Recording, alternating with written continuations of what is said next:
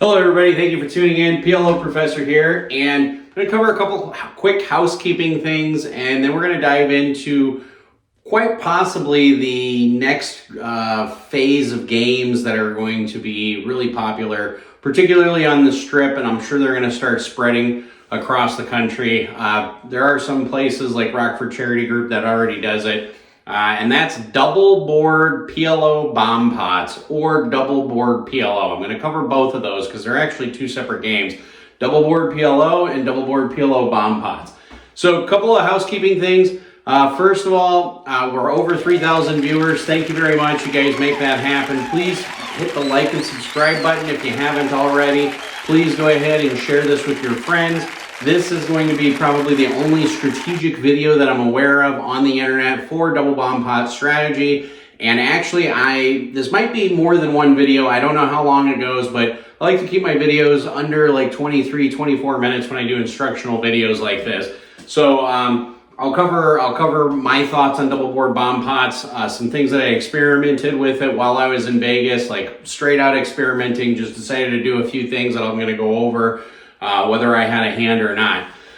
So that covers that. Also, we are doing some meetup games. We do have one coming up at the Rockford Charity Group. After that, we are trying to set some up, particularly Super Bowl weekend in downtown Las Vegas. More details for that to come when we finalize that. And we do have a couple of meetup games the week after the Super Bowl at Georgetown Poker Club in Texas. We're going to be coming and seeing you guys middle February. And then we're also going to see you guys in Dallas, Texas the following week, which I think is around the 23rd, 24th at the Hideaway in Dallas, Texas. And we're trying to set something up in Houston in between. So if you guys are watching this video and you're members of those clubs, you know the owners, reach out to them, tell them you're excited. If you know the owners of some clubs in Houston, we're trying to set something up sometime between the 17th and the 24th to do a meetup game down in Houston. So that covers that.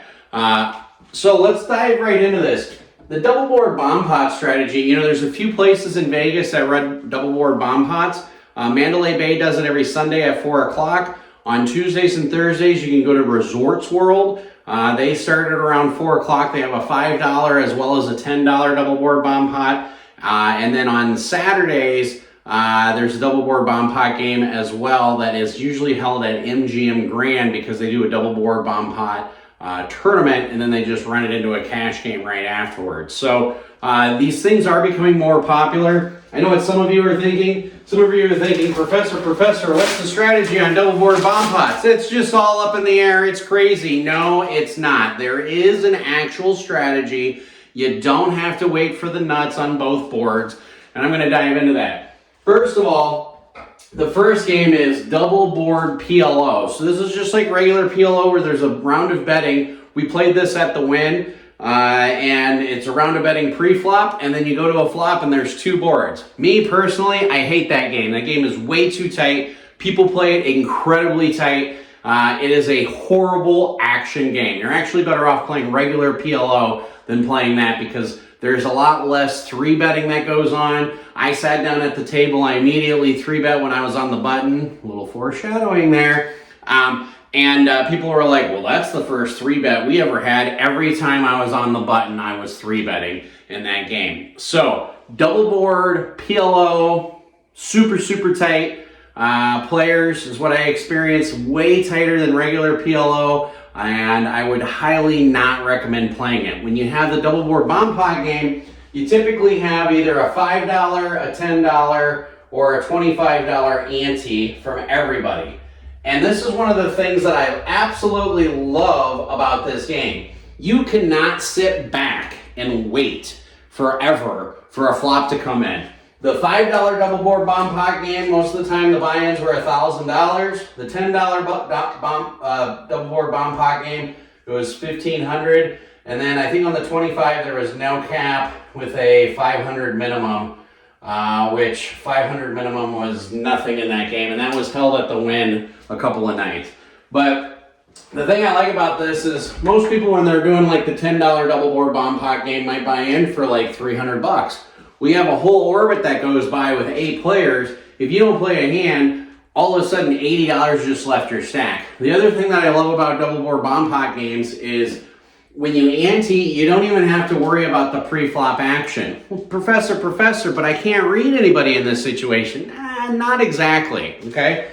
So in the double board bomb pot strategy, regardless of which ante you're playing, like at Rockford Charity Group, they do one that's $15, but I think the $10 one is actually a really good sweet spot because it gives people enough action that they'll bet on the flop. With 8 people, they know that the pot's only $80, so they'll bet anywhere from $10 to $80, where if it's $15, people don't feel comfortable betting over the $100 mark. They'll bet $120 on the pot.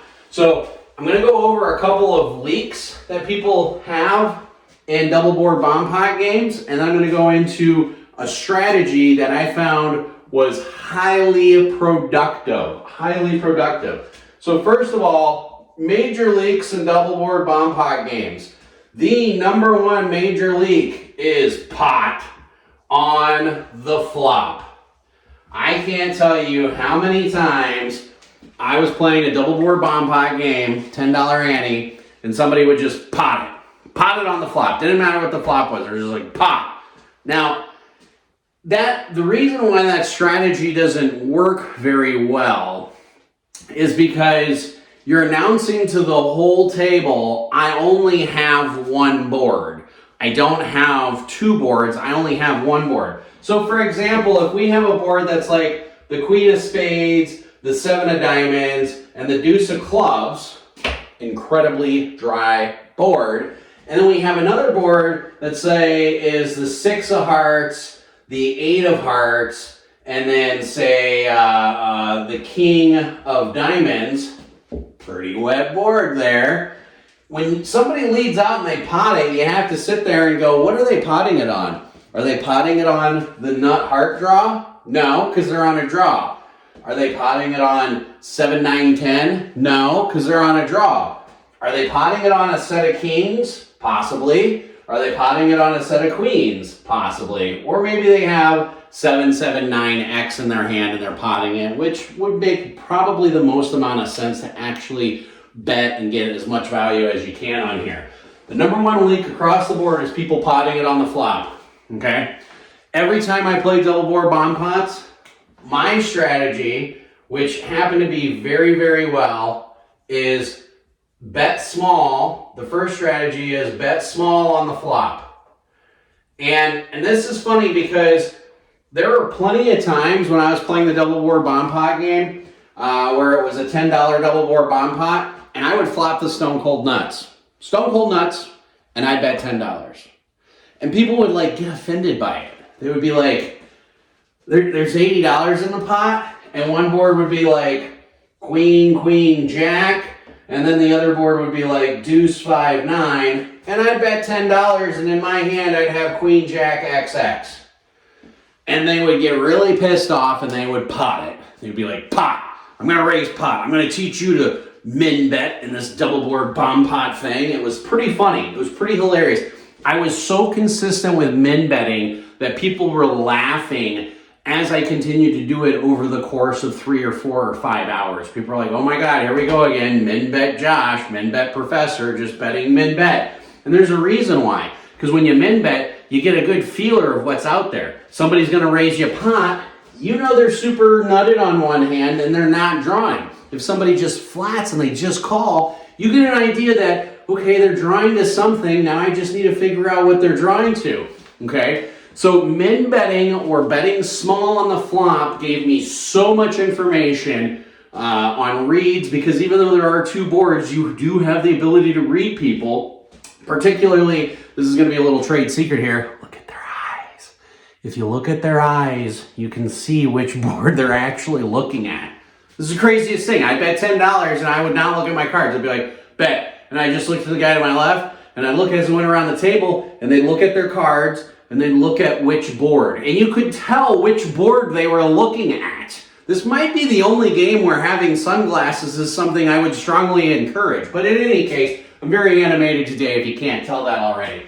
So my strategy is to bet small on the flop. When people bet pot on the flop, they're generally super nutted on the board. So in situations where the board was Queen, Queen, Jack, and Deuce, 5, 9, and I had Queen, Jack, XX, I'd bet $10. I'd get like 2 or 3 callers, and then somebody would pot, And then they would get back to me, and then I'd repot it because I wanted to punish them. I wanted to teach them a lesson. You don't just pot back into me unless you have a super nutted hand like I do. Considering I have one of only 2 queens left and the jack, I'm going to punish you. And then people are like, what the hell is worth $10 that all of a sudden is now worth $300? The stone cold nuts with a good draw on the other end is what's worth pot. But most people, number one leak that they have is they're betting pot on the flop. Stop betting pot on the flop. If you bet pot on the flop, or if you raise pot on the flop, you better be drawn to the nuts on both boards, or have the nuts on one board and drawing to the nuts on the other. Now I don't care if it's a runner nut draw. Okay, so in a situation like this, if it's like spade, diamond, club, and you have backdoor diamonds, for example, and there's no diamonds up here because you can eliminate some of your runner possibilities by looking at what the suits are of the other board is, which comes into play when the one board is paired and then that card is still down there, which I'll get into in a little bit. But if you have like queen jack and then say something like queen jack and then say ace 10, and then these are both diamonds, you have runner straight possibilities here, even though you're blocking all your queens. If an 8 comes up, that's going to be good. You have runner diamond possibility, and then you can go runner trips.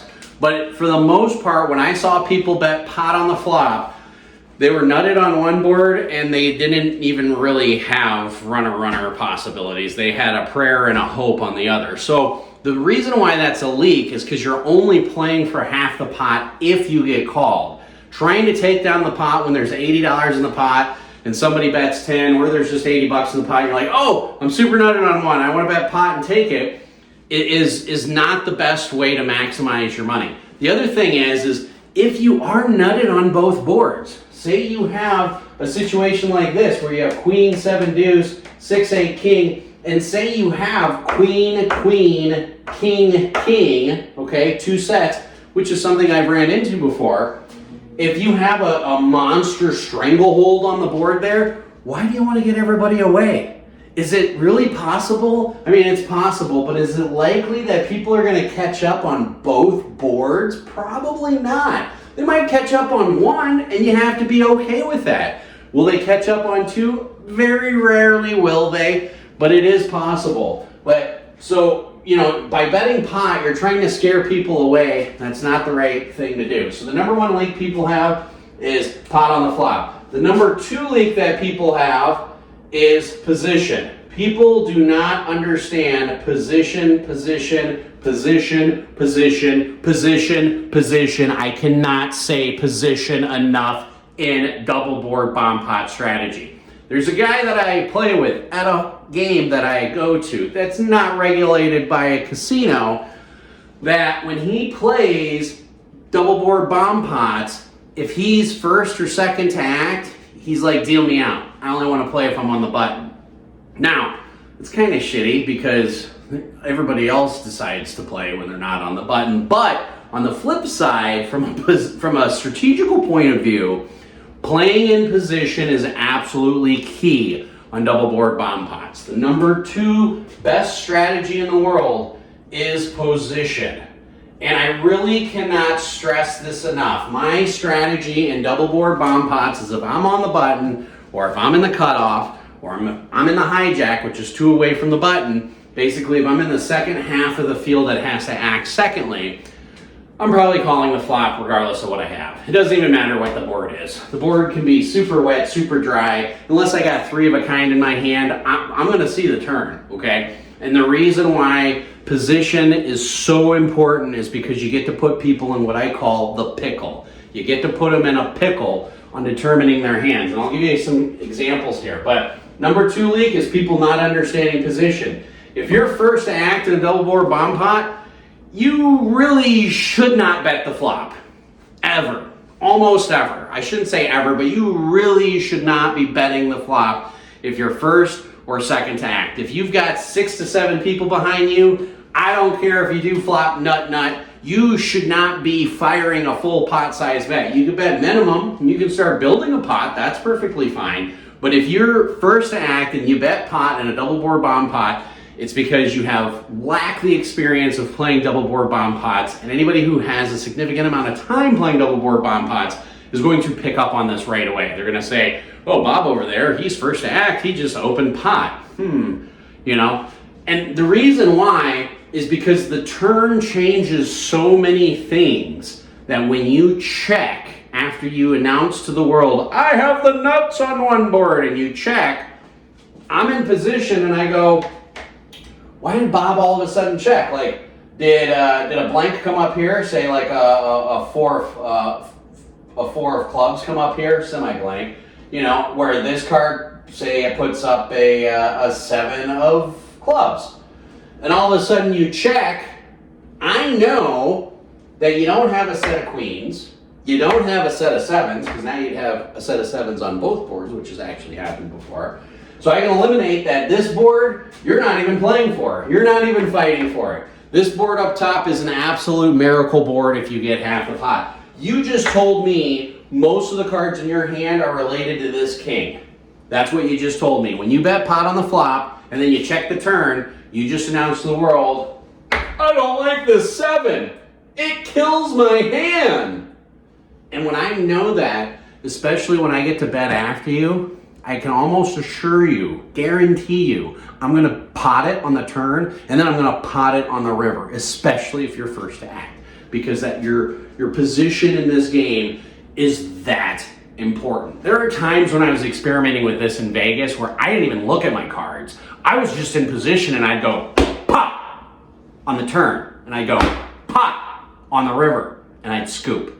I can't tell you how many times I did that, but it was a significant enough times where it didn't matter what my cards were. It was just position. I was like, I gotta test this theory out. Why? Because I'm the professor, and if I learn how to play this game really well, I'm gonna be able to maximize my profits on it. So every time it comes to me and I'm on the button in a double board bomb pot game, and it's on the turn, there's about a 90% chance I'm betting pot. Because when you get to the turn after somebody bets the flop, you eliminate about half the field. You go from 8 players down to about 4 or 3. And if you get down to 3 players, that's kind of the key going into the river.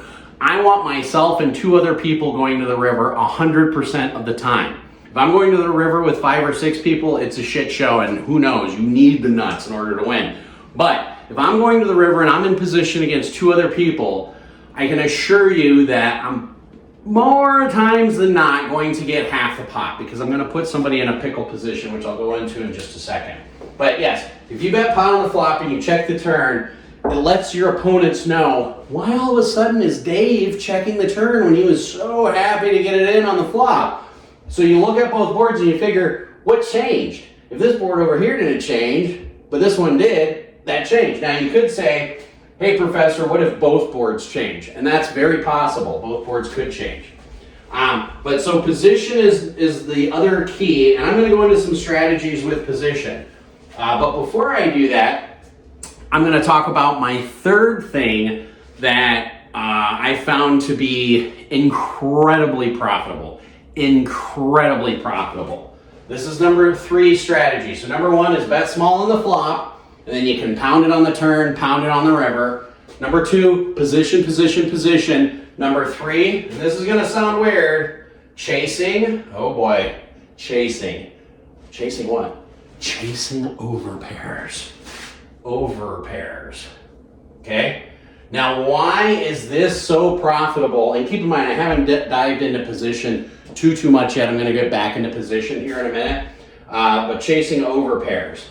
So when the board comes queen 7 deuce, and then this board is like jack 4 9, and let's just say these are both rainbow boards, and you bet pot, if I have kings or aces, I am calling. And the reason why is because if you have pocket jacks or pocket queens on either of those boards, let's say you have queens, for example, I'm beating you on this board. This board, you're already beat, unless you got queen, queen 10. Then of course a king or an 8 can come up.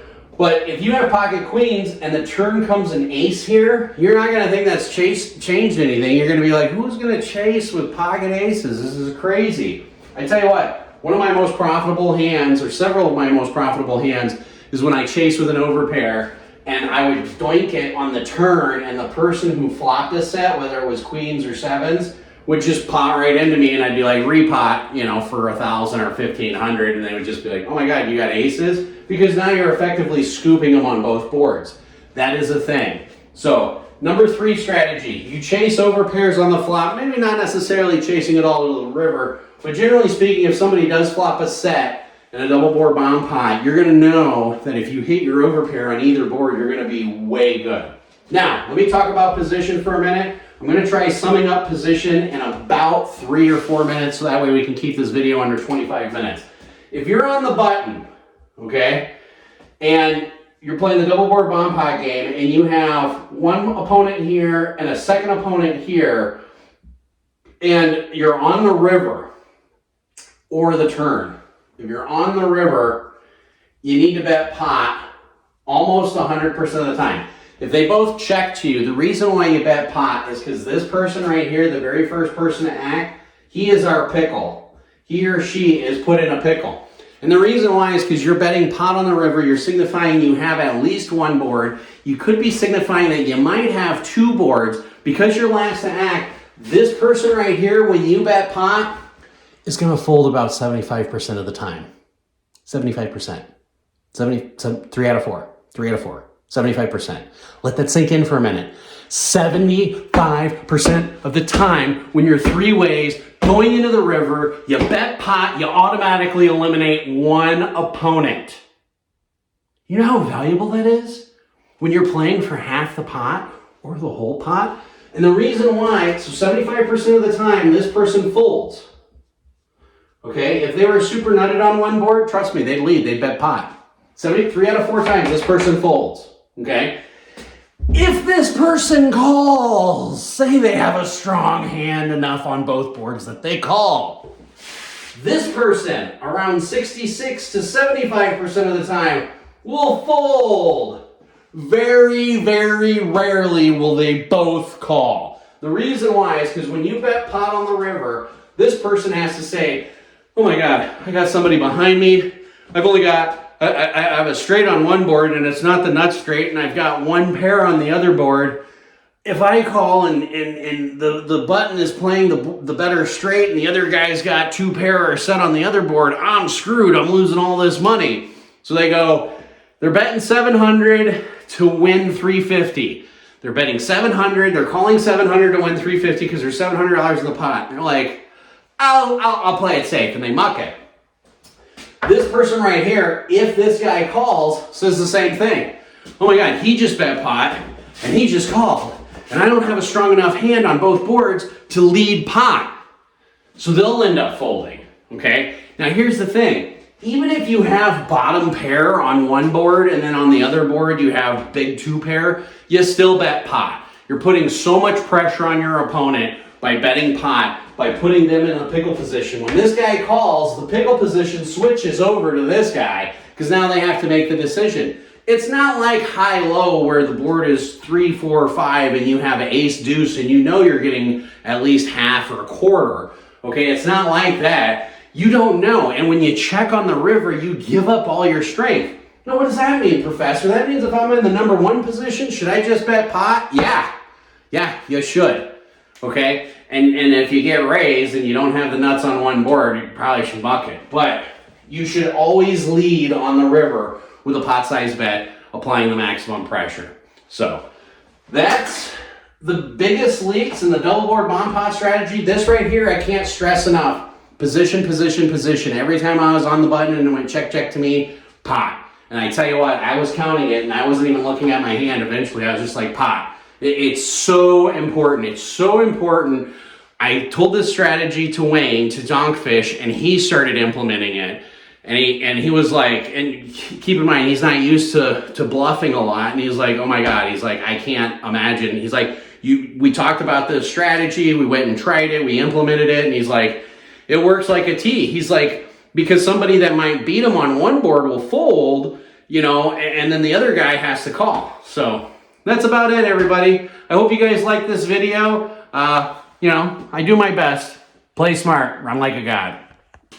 If you did like this video, by the way, and you want to play with Wayne and I every Monday, we do a virtual meetup game. It's a little 50-cent, $1 PLO 4 game on a site. go ahead and message us on the comments. I'll put the description down below. Really appreciate it. And again, guys, let me know what you guys think about this video. My double board bomb pot strategy. Have you come up with a double board bomb pot strategy that you found is causing your opponents to fold 3 out of 4 times? If so, I want to hear about it. Leave me some comments down below. Let me know what you guys think. Some people think double board bomb pots is just pure gambling. I can understand that, but actually when you start playing it and you start grinding through it, there is a deep, intense strategy that is there, and we're just starting to explore it. Again, I've got about 100 hours into it, and hopefully I can continue to explore it more and see what happens. But yes, everybody, please go ahead, hit the like and subscribe, and play smart, everybody. Run like a god.